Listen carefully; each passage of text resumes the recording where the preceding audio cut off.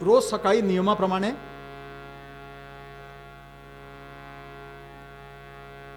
आणि पहाटे 3:30 वाजता 3 वाजता महाराजांनी उठावं आणि आपलं नित्यकर्म आटोपून पूजा वगैरे आटोपून आणि आपल्या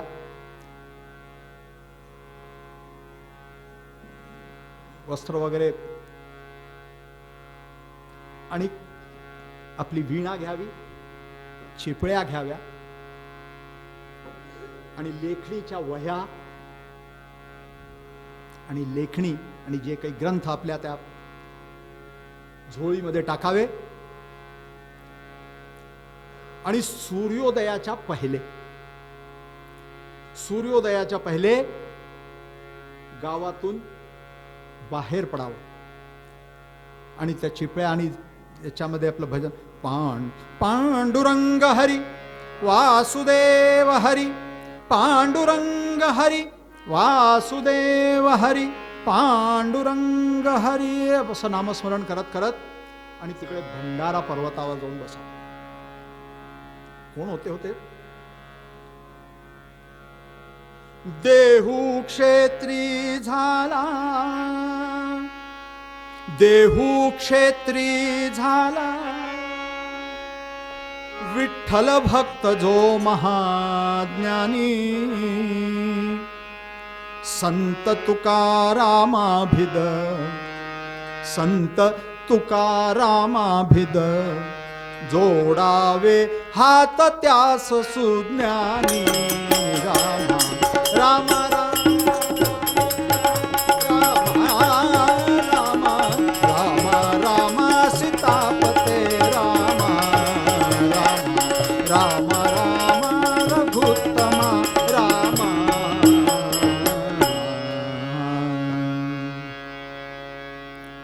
देहू क्षेत्रामध्ये ज्यांनी देह धारण केला आणि सदेहू वैकुंठाला गेले असे जगद्गुरु संत श्रेष्ठ तुकाराम महाराज. देहू क्षेत्रामध्ये पुण्याच्या जवळ देहू, तिथे आणि महाराजांचं जसं मी सांगितलं तसं परंपरेने वाण्याचं दुकान होतं. गर्भ श्रीमंती होती हो.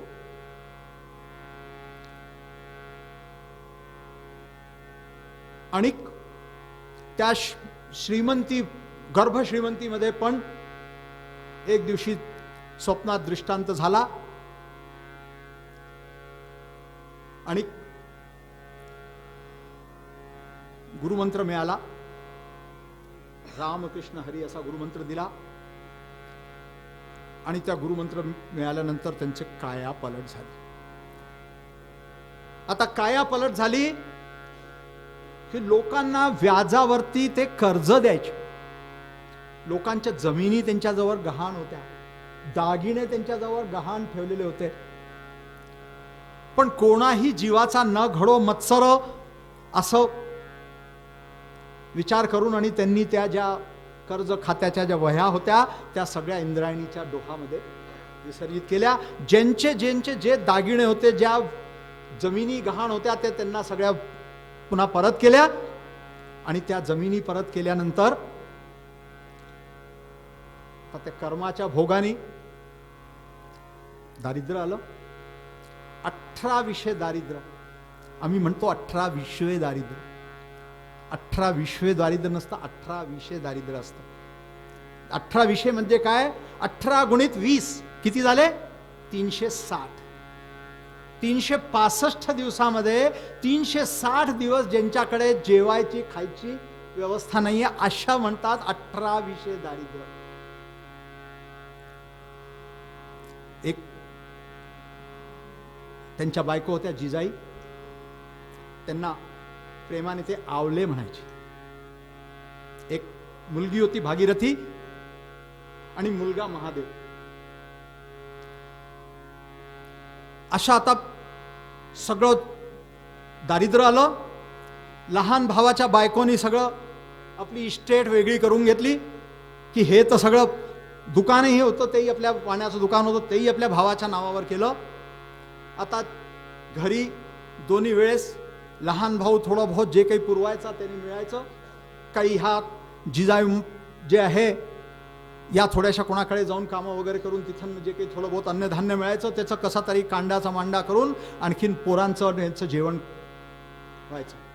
पण या अशाच तुकाराम महाराजांच्या स्वभावाने त्या अत्यंत रागिष्ट झाल्या होत्या, अत्यंत रागिष्ट झाल्या होत्या. आणि त्या पंढरीनाथाच्या विठ्ठलाच्या समोर जाऊन तिथे त्याला खूप शिव्या द्यायच्या. अरे मेल्या काळ्या काळ तोंड्या, तुझ्यामुळे माझा नवरा जो आहे हा वेडा झाला, तुझ्यामुळे. आणि त्या म्हणायच्या जिजाई बोले का दाम,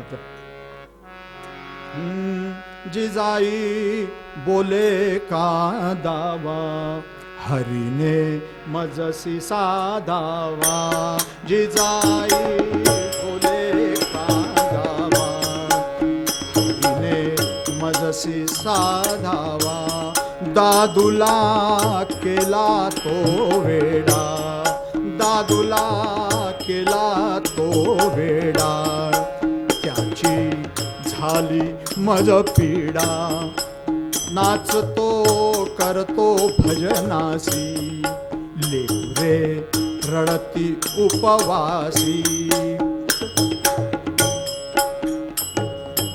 असं त्या विठ्ठलाला म्हणायचे, अरे काळ्या काळ तोंड्या, तुझ्या मागे माझा हा नवरा जो आहे हा वेडा झाला आणि हे पोरं माझे उपाशी मरतात तुझ्यामुळे. असं त्या अत्यंत रागिष्ट होत्या. पण आणि आपल्या तुकाराम महाराजांनाही खूप वाईट. आता हे सकाळी सूर्योदयाच्या पहिले घरातून निघायचे आणि सूर्यास्ताच्या नंतर घरी यायचे. आता ही त्यांची परिस्थिती आजही अशी परिस्थिती आहे मुंबईला. आमच्या इथे एक दृष्टांत आहे. एका जागी म्हणजे खरं झालेलं आहे. एका माणसाला विचारलं का हो तुम्हाला किती, ऑफिसमध्ये एकाने विचारलं का हो तुमचे किती मुलं आहे? तर म्हणे मला एक मुलगा आहे. म्हणे केवढा मोठा आहे? म्हणे एवढा मोठा. म्हणे अहो एवढा मोठा? मुलं सगळे असे केव्हा लोक दाखवतात एवढा मोठा आहे असं, तुम्ही असं दाखव. अहो म्हणे मी जेव्हा सकाळी निघतो तेव्हा तो झोपलेला असतो तो असाच, आणि रात्री जेव्हा ऑफिसमधून येतो तेव्हाही तो झोपलेला असतो तो असाच. तर मला जे आहे असंच माहिती आहे. ही झालं तुकाराम महाराजांची तेव्हाची. ते लोकलमध्ये नाही यायचे पण तरी सूर्यास्त. आता त्या ज्या घरामध्ये नवरा सूर्यास्ताच्या पहिले बाहेर चालला जातो, सूर्योदयाच्या पहिले चालला जातो, सूर्यास्ताच्या नंतर येतो, त्या माणसाची काय परिस्थिती होती? गाठी जयाच्या कधी पावलान, गाठी जयाच्या कधी पावलान, भार्यातया हानित पावलान, तीर्थान गेला कधी पावलान, तीर्थान गेला कधी पावलान, त्याला हरी तो कधी पावलान. गोपाल कृष्ण भगवान की जय. अहो जो सकाळी जातो संध्याकाळी येतो बिना काही खिशात पैसे, आणखीन संध्याकाळी आला की बस पुन्हा देवाचं नाव घ्यायचं, अशा घराची परिस्थिती अशी होती. म्हणून अशामुळे त्या, आणि त्या कशा होत्या? क्रुद्धया पितया साध्व्या प्रागेव प्रतिभोजनात, नाकारी पयस्सपानं भोजनं तु कुतो भवेत्. क्रुद्धया होत्या म्हणजे क्रोधिष्ठ होत्या, पितया होत्या म्हणजे दुसऱ्याचं पित्त उघड करणाऱ्या होत्या. आणि पण साध्व्या होत्या. हा, तुकाराम महाराजांच्या पत्नी होत्या त्या, काही छोट्या मोठ्या कोणाच्या. प्रागेव प्रतिभोजनात आहोत, पतिभोजन झाल्याच्या शिवाय ते जेवण खाण तर सोडून द्या, पाण्याचा थेंब पण नाही घ्यायचा. आजकाल आहे का अशा? आजकाल परिस्थिती काय आहे की घरात नवरा जर अर्धा पाऊण तासभर उशीर झाला तर हळूच कणी, आजकाल लॉक, इंटरलॉक, हळूच कणी दरवाजा उघडतो आणि आतमध्ये येतो. बाईसाहेब, कोप भवनामध्ये का हो, का ग, तुझं जेवण झालंय का? हो झालंय. तुमचं ठेवलंय तिथे, आणि घ्या आणि ते आपलं वाढून घ्या आणि गिळा. अरे गिळा? अगं गिळा नाही, पहिले तोंडात चावा आणि मग घ्या, गिळा. अशा, पण त्या नाही, त्या अशा नाही, त्या साध्व्या होत्या. त्यांनी जेवण जेवल्याशिवाय त्या तोंडात पाणी नाही प्यायचे. आणि त्या तुकाराम महाराजांना भलेही काही म्हणे, पण कोणी दुसऱ्यानी जर बाईनी बोललं, हे कपडे धुवायला नदीवरती जायच्या आणि तिथे गेल्यानंतर जर तुकाराम महाराजांना माझा येडा की नाही, तर त्या काळ्याच्या मागे वेडा होऊन गेला, तर येडा आहे, काही पण करतो, दिवसभर भजनच करत राहतो. पण हेच जर दुसऱ्या बाईनी बोललं, अगं तुझा नाव, हे कार्टे, तू कोण होते माझ्या नवऱ्याला बोलणारी? भावाने, कोणी दुसऱ्यांनी बोललेलं नाही चालायचं. असो, अशा त्या. आता एक दिवशी काय झालं,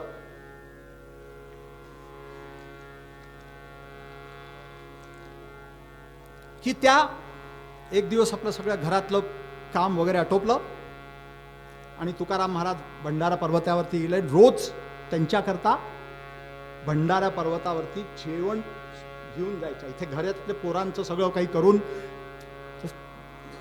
कवीश्वर महाराज त्यांनी एक संस्कृतमध्ये त्यांचं वर्णन केलेलं आहे, ते मी थोडंसं तुम्हाला सांगतो. अथो कस्मिन् भगवती सवितरे नभो मंडले मध्यमारूढे निवर्तित कार्या सब सा तुकाराम भार्या सच्छिद्र मलिन्न वसना वेष्टित शरीर यष्टि नित्यम नियमानुसारतः स्वमस्तक कन्यरत भास्करी करंडका धृतांबु परिपूरत तुम्बी फलः मह्यम देहि इत्याक्रोशात् संजात शुष्क कंठ तालमूले गलन नयन जले धूलि धूसर विलोल तारके बालके समृद्ध चरणापि पति भोजन दानेक सुमुत्स सुखांत कारकरणा भग्न जीर्णान स्वशरणाम निर्जगामाः. ज्यांना थोडंसं आपल्याला मराठी समजतं, त्यांना संस्कृत थोडंसं समजलं असेल, त्यांनी सांगितलं, अथो कस्मिन भगवती सवितरे नभो मंडल मध्यमारूढ. वैशाख महिना आणि सूर्य नारायण जे आहे ते वरती तापलेले आहे, आणि अशा परिस्थितीमध्ये ह्या ज्या आहे आपलं सगळं काम करून जिजाई माऊली, आणखी त्यांनी जे वस्त्र घातलेले आहे ते फाटकी त्यांची साडी आहे, आणि असे आणि सगळं फाटके वस्त्र घातलेले,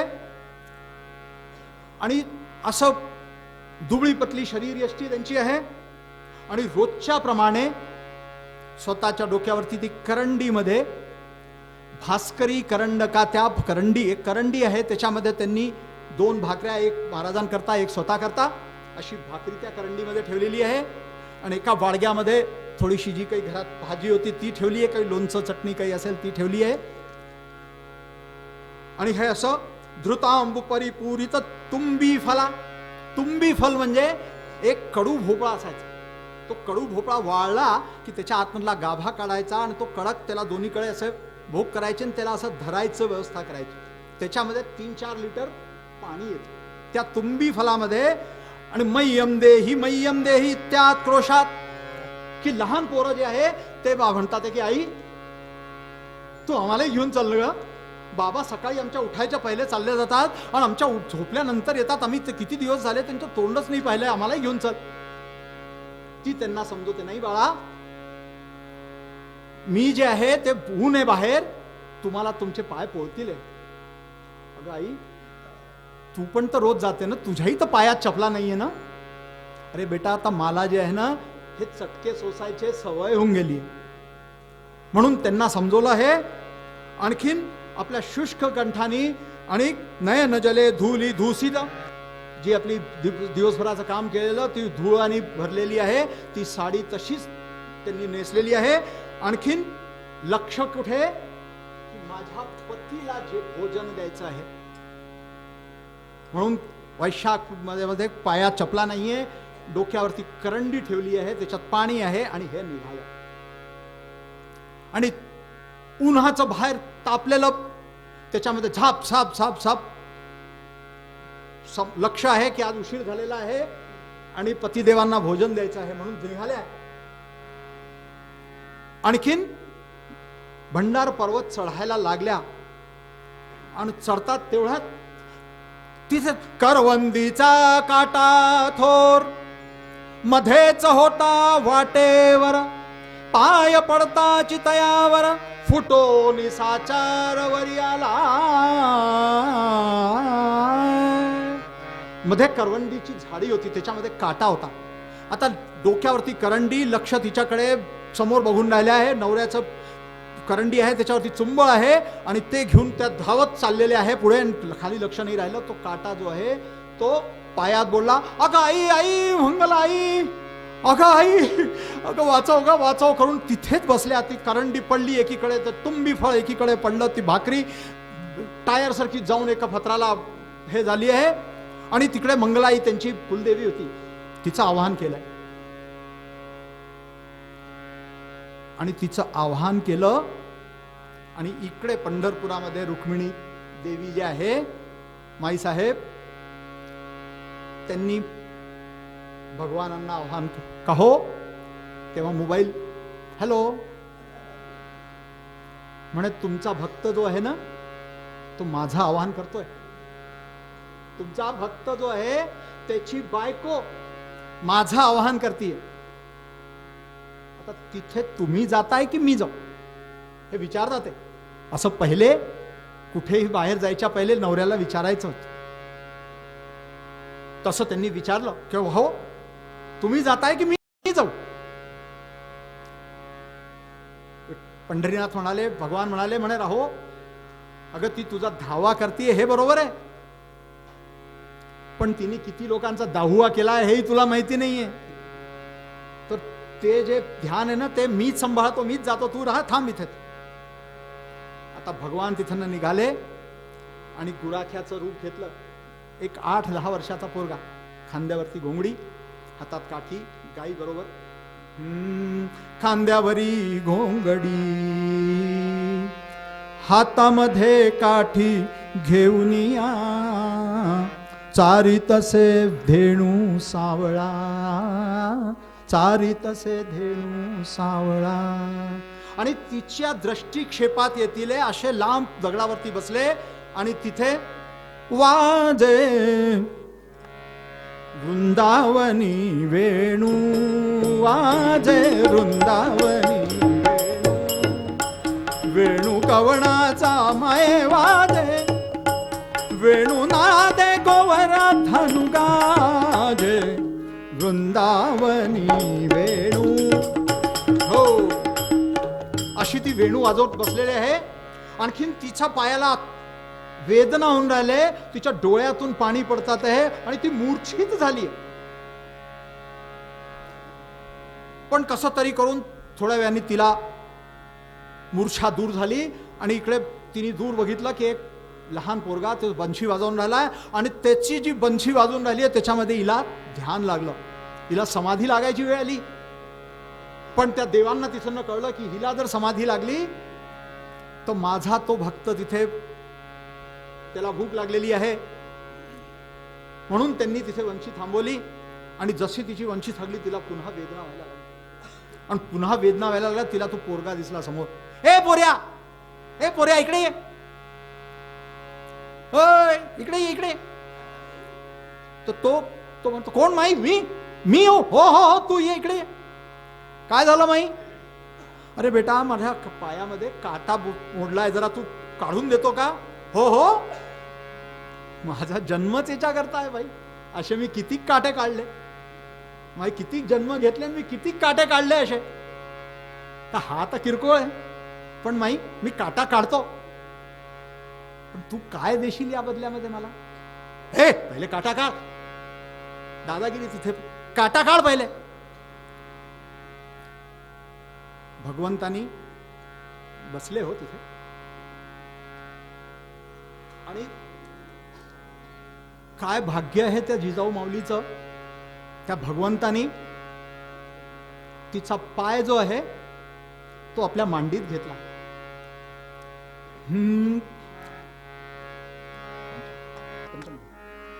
करी धरी चरण हरी अवलीचा, करी धरी चरण हरी अवलीचा, करी धरी चरण हरी अवलीचा. अमृत हस्ते कंटकाते, अमृत हस्ते कंटकाते, काढियले प्रभु पंढरीनाथे, काढियले करी पंढरीनाथे. रुधिर पुसले श्री भगवंते, रुधिर पुसले श्री भगवंते, क्षणात हरिला ताप तिचा, हरी अवलेचा.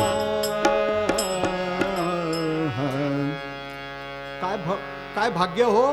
तिचा पाय आपल्या मांडीत घेतला आहे आणि भगवंतानी काटा शोधायला म्हणून आपल्या जिभेवरतून थोडस हे घेतलं आणि ते तिथली पायावरची माती जी आहे ती माती तिथं सरकवली आणि ती माती सरकवली काटा शोधायला. आणि ती माती त्यांनी टाकली नाही, ती पण पुन्हा आपल्या जिभेवरती, की ही भगवंताला माझ्या भक्ताचं रक्षण, माझ्या रक्षाचा पूर्ण संसार चालवणारी, हिच मुळे माझा भक्त माझी भक्ती करू शकतो आहे. म्हणून ती जी तिच्या पायाची जी धूळ होती ती त्यांनी आपल्या जिभेवर घेतली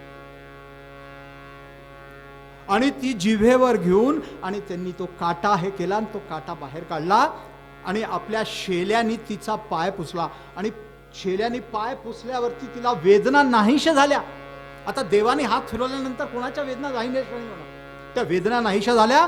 जिजाई माऊली त्याला म्हणतात, करे बाळा तुझा हात किती छान आहे रे, वाटा तू काढला केव्हा मला कळलंच नाही. आपणही काही वेळा डॉक्टरांना म्हणतो ना, डॉक्टर तुम्ही किती छान इंजेक्शन लावलं, मग आम्हाला कळलंच नाही इंजेक्शन लावलं असं. तसं तिने त्याला म्हटलं, अरे बाळा तुझं नाव काय रे? आता देवाला प्रश्न पडला की खरं सांगू तरी, खोटं सांगितलं तरी. माझं नाव ना, माझ्या नावाने काय करशील बाई? अरे नाव तर सांग. माझं नाव विठू. मेल्या, मला माहित होतं. चल साहेब.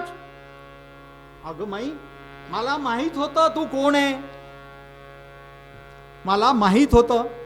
म्हणून त्यांनी त्याच्याकडे न दिसो म्हणून त्यांनी पाठ फिरवली देवाकडे. हरिमुख न दिसो यास्तव, हरिमुख न दिसो यास्तव, जिकडे तिकडे स्वदिष्टीला फिरवी. हरिमुख न दिसो यास्तव, जिकडे तिकडे स्वदिष्टीला फिरवी. तिकडे तिकडे प्रगटला श्री जगदात्मा तिच्या मनानुरवी. रामा रामा रामा हरे हरे, रामा रामा रामा रामा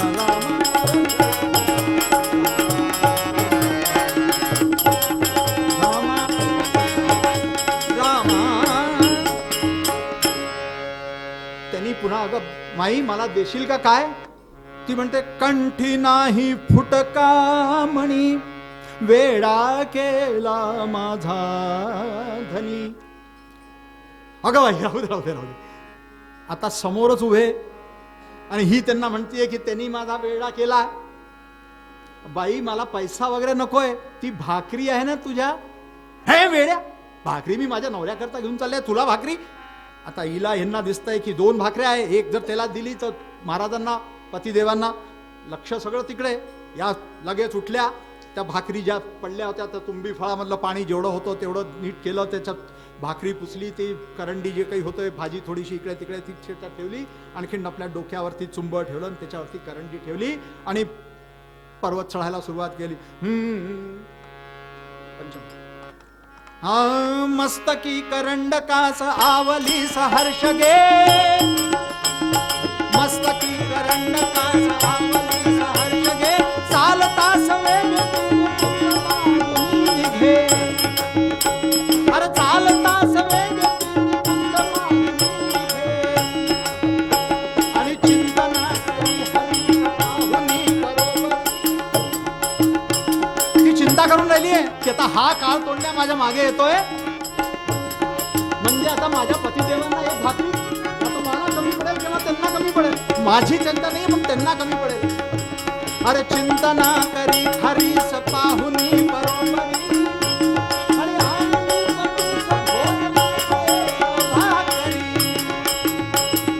आणि पतीस भोजनास एक भाकरी भाकरी भाकरी भाकरी. आणखीन आता त्यांनी ठेवलंय आणि भंडार पर्वतावरती तिथे पोहोचले. आता तिकडे महाराज, त्यांनाही शरीर नियमाप्रमाणे त्यांनाही भूक लागलेली होती, पण आपण म्हणतो की भूके भजन न होई गोपाला, पण ते महाराज होते, ते तिथे त्यांचं नामस्मरण चाललेलं. पांडुरंग हरी जय जय पांडुरंग हरी, पांडुरंग हरी जय जय पांडुरंग हरी, हे पांडुरंग हरी जय जय पांडुरंग हरी, पांडुरंग हरी जय जय पांडुरंग हरी. हो, असं त्यांचं वरती ध्यान लागलेलं आहे, त्यांचं नामस्मरण चाललेलं आहे. तेवढ्यात पायाचा आवाज आला. सगळ्यांना पायाचा आवाज कळतो, हा कोणाचा पाय आले, कोण आलंय घरामध्ये. पायाच्या आवाजावरनं तुकाराम महाराजांनी ओळखलं की आवली आली, आणि तुकाराम महाराजांनी डोळे उघडले, आणि डोळे उघडले पाहतात की आज आवले बरोबर महादेव आलाय की काय. मागे कोणीतरी एक लहान पोर दिसतोय, पण महादेव आलाय की काय. पण महादेव इतक्या उन्हामध्येही कसा आणले. पण थोडेसे आणखी जसे जवळ आले, येता समीप दोघा, अरे येता समीप दोघा,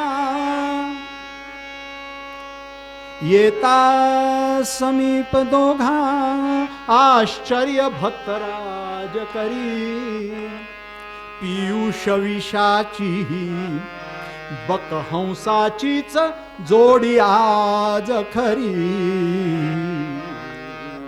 अरे आमच्या या विषाबरोबर आज पियुष अमृत कसा आला. आज हे आमच्या हंसा बका बरोबर आहे, हंस बरोबरच बक, हे कसे आज, ही जोडी कशी आज दोघं आले. म्हणून महाराजांनी लक्ष देऊन पाहिलं तर मागे पंढरीनाथ भगवान की जय, त्यांचं दर्शन झालं. महाराजांनी ओळखलं, आणि ते जशा जवळ आल्या तर महाराजांनी साष्टांग दंडवत घातलं. जसं गेलं तर हेड्या म्हणे, काहीतरी मला काय नमस्कार कर. अगं तुला नाही, तुला न, तो तुझ्या मागे आला. हो मला माहितीये, आता तो आलाय तुमच्या मागे, आता घ्या पत्रावळी पानं आणा, पळसाच्या पानं आणा, पत्रावळी करा, जेवायची तयारी करा. आता तिच्या जिजाई मातेंच्या डोक्यामध्ये की आता हा आलाय, यालाही द्यावं लागेल. आता द्यावं लागेल हे डोक्यात, तेव्हाच आमची भारतीय परंपरा अशी आहे की घरामध्ये कोणीही पै पाहुणा आला, आपली अर्धी पोळी असली तरी त्या अर्धी बंद अर्धी आम्ही त्याला देतो, ही आमची परंपरा आहे. ही परंपरा तेव्हापासून ती चालू नाही. त्या परंपरेच्या पालन करत होत्या आणि साध्या होत्या. हो, त्यांच्या डोक्यात तरी ठीक आहे, आता आलाय. महाराज गेले, पळसाचे पानं आणले, 3 पत्रावळ्या केल्या आणि एक पत्रावळी देवासमोर ठेवली, एक स्वतःसमोर ठेवली आणि एक आवले जिजाई माऊली समोर ठेवली. आता जिजाऊ माऊली म्हणाले, ठीक आहे, आता आल्या आता तुम्ही दोघांचं पोट भरू द्या, माझं तर मी तुम्हाला तुम्ही तुमचं पोट भरलं की माझं पोट भरेल. जे आमच्या सगळ्या माऊलींचं जे काही असतं की ठीक आहे तुमचं पोट भरू द्या. त्या सगळ्या जेवण जे आहे ना आपल्या घरच्या माऊली जे आहे त्या सगळ्या स्वयंपाक बघून घेतात की आज कमी असला ना तर अहो तुम्ही जेवून घ्या पहिले, मग आम्ही जेवतो. म्हणजे समजून जायचं की आज स्वयंपाक कमी आहे. तसंच त्यांनी म्हणे की आज तुमचं होऊन जाऊ द्या, माझं पोट भरेल आहे. आता भगवान आणि तुकाराम महाराज दोघांना पान वाढलेलं आहे, त्याच्यात भाजी चटणी जी काही होती दोन्ही पानामध्ये वाढलंय. महाराजांनी आपल्या पानातला एक घास तोडला, भाजी घेतली आणि देवाच्या तोंडात, देवाच्या मुखकमलात दिला. देवाने पण आपल्या पानातला एक घास तोडला आणि ते सुद्धा तुकाराम महाराजांच्या तोंडात दिलं. काय भाग्य हो, काय भाग्य आहे. ते जिजाऊ माऊली समोर बसून त्यांच्या डोळ्यात अश्रू आले. का हो, इतकं तुमचं प्रेम आहे का? म्हणून तुम्ही यांच्या मागे एवढा वेळा होता? देव तुम्हाला इतकं प्रेम करतो का? आणि शेवटी हे दोघांचं जेवण ते त्यांच्या तोंडात देऊन झाले. हे शेवटी देवाने आपल्या समोरची पत्रावळ जी आहे ती जिजाऊ मातांच्या समोर केली, जिजाऊच्या समोर केली आणि दोघं एकाच पानात जेवायला बसले. आता देव समोर बसल्यानंतर कशी 1 भाकरी 2 भाकरी दोघांनी पोटभर जेवले आणि जेवण झालं. आणखीन देव उठले आणि जिजाई माऊली त्यांना म्हणतात की देवा, तुमचं इतकं प्रेम आहे का याच्यावरती, यांचंही तुमच्यावरती इतकं प्रेम आहे का? त्यांनी म्हणे आता तुम्ही, देवानी म्हटलं तुम्हाला काय?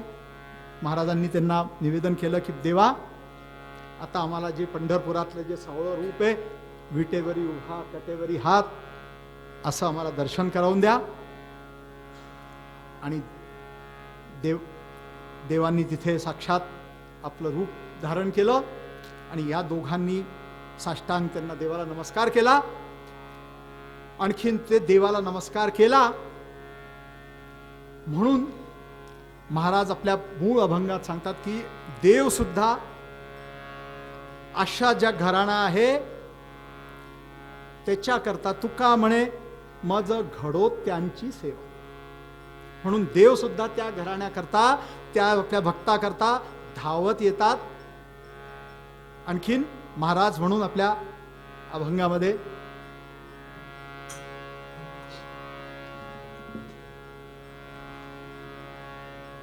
माझी कीर्तनाची झालेली सेवा नाना महाराजांच्या चरणी अर्पण करतो. आणि मी जसं म्हटलं होतं की त्या सँडविच मध्ये असलेला एक बिना उकडलेला बटाटा आहे मी, तर जसंही आहे तुम्ही गोड करून घेतलं. हा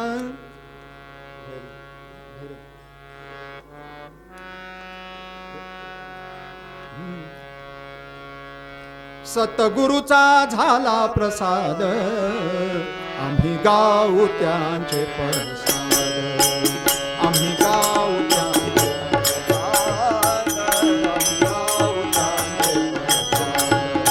सप्तसुरातुनी सप्तऋषींचे, सप्तसुरातुनी सप्तऋषींचे महागुण आशीर्वाद, आम्ही गाऊ त्यांचे प्रसाद, आम्ही गाऊ त्यांचे प्रसाद, आम्ही गाऊ त्यांचे